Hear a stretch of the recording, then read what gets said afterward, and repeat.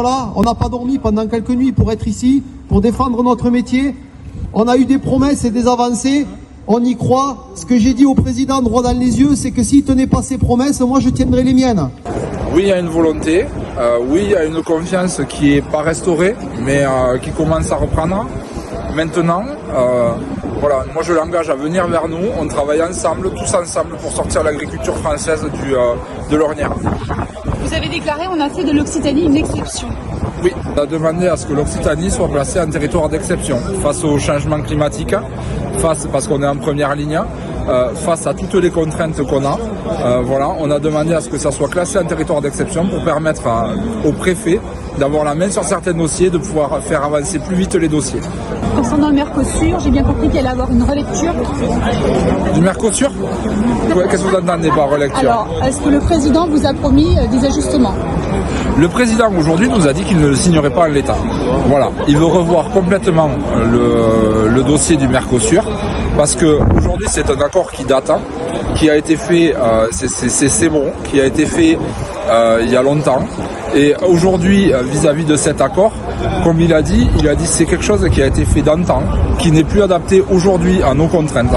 Donc il va y travailler dessus, on lui fait confiance. Maintenant, nous, cet accord en l'état, il ne nous satisfait pas. Et si eux sont contents de ça, moi je ne suis pas content. Voilà. Aujourd'hui, il aurait voulu montrer un geste fort, alors qu'il aurait peut-être pas satisfait tout le monde, mais il prenait la décision, il prenait la décision tout simplement d'annuler, de suspendre l'extension des zones vulnérables. Voilà. Ça aurait remis du baume au cœur un peu aux exploitants qui auraient dit, il est de parole, ils viennent dans notre département, ils nous considèrent un minimum. Là où aujourd'hui vous considérez qu'il n'y a aucune garantie. Et il nous parle d'un truc futur. Mais c'est bien de parler du futur, mais il faut vivre à l'instant présent des fois. Et aujourd'hui, le monde agricole a besoin d'instant présent aussi, avec une vision d'avenir.